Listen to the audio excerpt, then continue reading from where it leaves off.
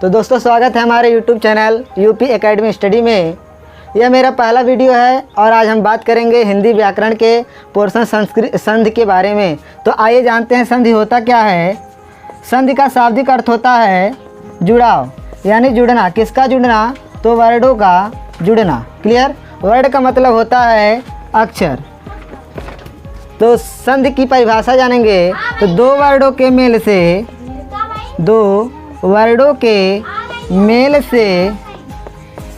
जो विकार या परिवर्तन उत्पन्न होता है उसे संधि कहते हैं। क्लियर। दो वर्डों के मेल से जो विकार या परिवर्तन उत्पन्न होता है उसे संधि कहते हैं। मेल का मतलब मिलने से, यानी दो वर्ड जब मिलेंगे तो उनमें परिवर्तन क्या होगा, उसमें विकार क्या उत्पन्न होगा, उसी को हम संधि कहेंगे। जैसे रमाधन ईशः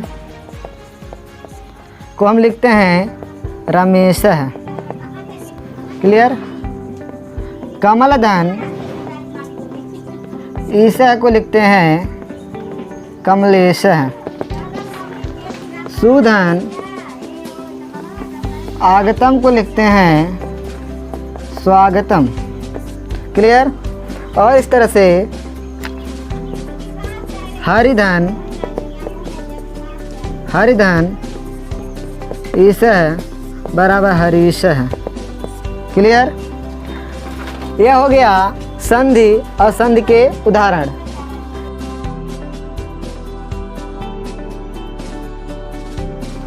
ठीक, हमने जान लिया संधि क्या होता है, उदाहरण देख लिया। अब जानेंगे संधि कितने प्रकार की होती है। तो हम आपको बता दें संधि 3 प्रकार की होती है। कौन कौन? स्वर संधि, पहला है स्वर संधि, दूसरा है व्यंजन संधि और तीसरा है विसर्ग संधि। संधि मुख्यतः 3 प्रकार की होती है, स्वर संधि, व्यंजन संधि और विसर्ग संधि। अब हम इनका अलग अलग स्टडी करेंगे। तो पहले जानते हैं कि स्वर संधि होता क्या है। आइए बात करते हैं स्वर संधि के बारे में। स्वर संधि हमने यह जाना कि दो वर्डों का क्या है, मेल है, और इसमें पहले क्या गया स्वर। मतलब जहाँ पर स्वर का मेल स्वर से होगा वहाँ पर स्वर संधि होगा। तो इसकी परिभाषा होगी जहाँ स्वर वर्डों का मेल स्वर वर्डों से होता है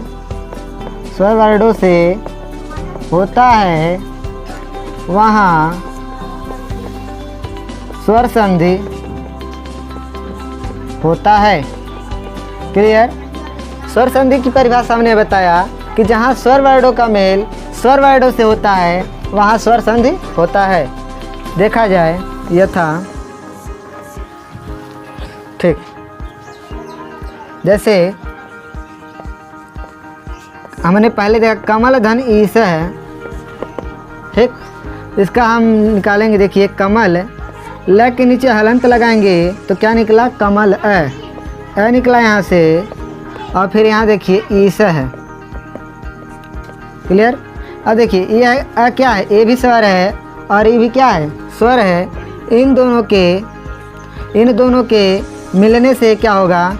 तो कमल, ल के नीचे हलंत लगा। अब देखिए ए भी स्वर और ए भी स्वर, इन दोनों के मिलने से एक परिवर्तन होगा, एक विकार उत्पन्न होगा, और विकार क्या होगा? अ और ई मिलकर ए हो जाएंगे और बचा क्या? सह। क्लियर। देखिए कमल, ल के नीचे से हलंत हटाएंगे तो ए की मात्रा आकर इस पर लग जाएगा और ये हो गया सह, कमलेशः। क्लियर। अब जानते हैं सुधन आगतम। देखिए स के नीचे हलंत लगाएंगे, निकला क्या? छोटा ऊ धन आगतम। क्लियर। आधा स हो गया, यहाँ क्या हो गया? अ ए मिलकर क्या हो गया? ऊ और आ मिलकर वा गतम। क्लियर। हलंत हटाएंगे, यहाँ पर कोई स्वर है ही नहीं तो उसकी मात्रा न लगकर क्या होगा? सीधे जुड़ जाएगा। तो आधा स है क्या है? वागतम, स्वागतम। क्लियर। अभी आप लोगों को पूरी तरह से समझ में नहीं आ रहा होगा, क्योंकि अब ये क्या उदाहरण है। जब हम इसके एक एक पोर्शन के बारे में बात करेंगे, अलग अलग इसका अध्ययन करेंगे, तो हमको वहाँ पर बेहतर समझ में आएगा। चलिए, हमने जान लिया कि स्वर संधि होता क्या है। तो हमने बताया जहाँ स्वर वर्णों का मेल स्वर वर्णों से होता है वहाँ स्वर संधि होता है, और इसका उदाहरण भी हमने जान लिया। अब जानेंगे कि स्वर संधि के भेद क्या होते हैं, स्वर संधि में कितने भेद होते हैं। तो स्वर संधि के भेद, तो स्वर संधि के 5 भेद होते हैं। कितने? 5। पहला आता है दीर्घ संधि, दूसरा आता है गुड़ संधि, तीसरा होता है वृद्धि संधि, चौथा होता है यण संधि, और 5वां होता है अयादि संधि। ठीक है। स्वर संधि के भेद में हमने जाना कि स्वर संधि के कुल 5 भेद होते हैं। दीर्घ संधि, गुड़ संधि, वृद्धि संधि, यण संधि और अयादि संधि। इसका हम अध्ययन अलग अलग करेंगे। तो पहला हमारा हेडिंग होगा दीर्घ संधि। चलिए जानते हैं कि दीर्घ संधि होता क्या है। यह जो है दीर्घ संधि जो है स्वर संधि का पहला भेद है। तो दीर्घ स्वर संधि में इसका सूत्र होता है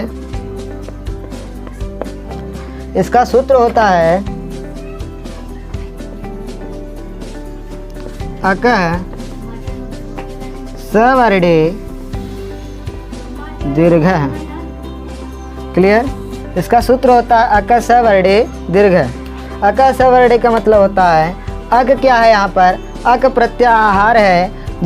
यह प्रत्याहार कहाँ से मिलता है? तो ये आप लोग पिछली क्लास में पढ़ चुके होंगे कि माहेश्वर सूत्र से ही प्रत्याहार का निर्माण होता है।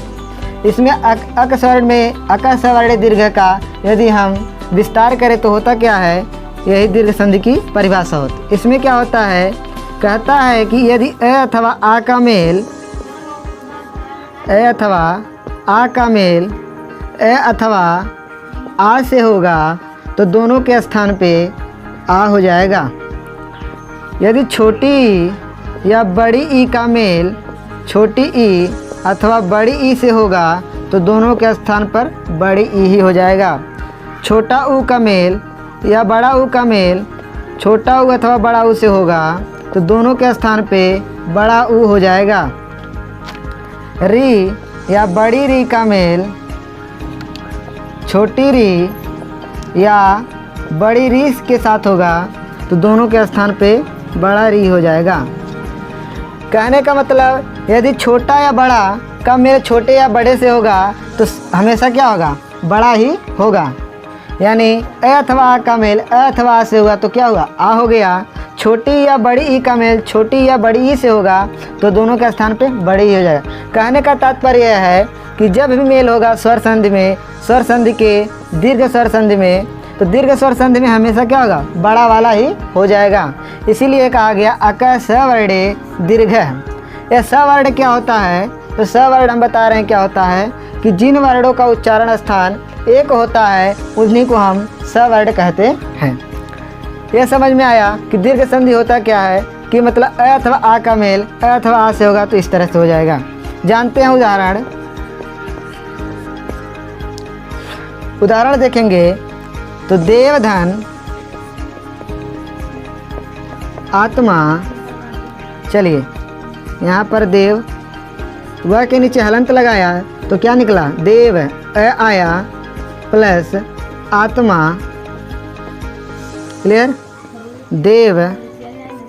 अब देखिए अ यहाँ पर है और यहाँ पर आ है, इन दोनों का मेल होगा तो हमने बताया अ अथवा आ का मेल अ अथवा आ से होगा तो क्या हो जाएगा, आ हो जाएगा। तो अ का मेल किससे हो रहा है, आ से हो रहा है। अ का मेल आ से हो रहा है तो दोनों का स्थान पे क्या आ जाएगा, आ जाएगा, आत्मा। क्लियर? देखिए फिर देव वह के नीचे से हलंत हटाएंगे, इसकी मात्रा आकर लग जाएगी तो देवात्मा। क्लियर? देवधन आत्मा का संधि क्या होगा, देवात्मा हो जाएगा। इसी तरह यह तो अ वाला हो गया। अब इसका देखा जाए, हरिधन ईसह, हरिधन ईसह। क्लियर।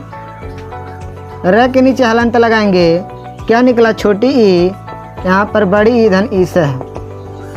यहाँ पर छोटी ई का मेल बड़ी ई के साथ हो रहा है, छोटी ई का मेल बड़ी ई के साथ हो रहा है, तो दोनों के स्थान पर बड़ी ई हो जाएगा, बड़ी ई। और क्या बचा? सह।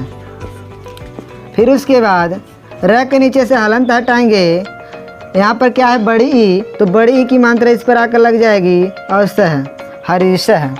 क्लियर। एक और उदाहरण जानेंगे। वधु धन उत्सव, वध, ध के नीचे हलंत लगाएंगे, क्या निकला? वधु, छोटा ऊ निकला प्लस उत्सव। क्लियर। वध धन, छोटा ऊ यहाँ पर है, इसका मेल किससे हो रहा है? छोटा ऊ से, तो छोटा ऊ का मेल किससे हो रहा है? छोटा ऊ से, तो दोनों का स्थान पे क्या हो जाएगा? बड़ा ऊ हो जाएगा।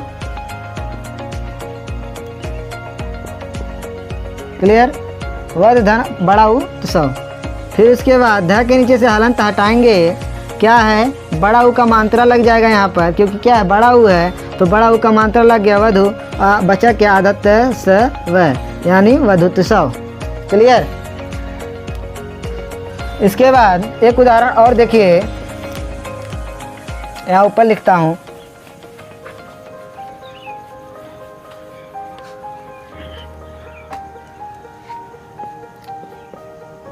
मातृधन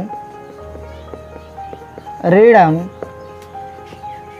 त के नीचे हलंत लगाएंगे, तो कौन सी मात्रा निकली? छोटी री की मात्रा निकली, और यहाँ क्या बचा है? ऋणम। क्लियर। छोटी री का मेल बड़ी री के साथ हो रहा है, छोटी री का मेल छोटी री के साथ हो रहा है, तो बनेगा क्या? बड़ी री। तो मात के नीचे हलंत, छोटी री का मेल छोटी री से होगा, तो क्या बनेगा? बड़ी री बनेगा, और अड़म में। क्लियर।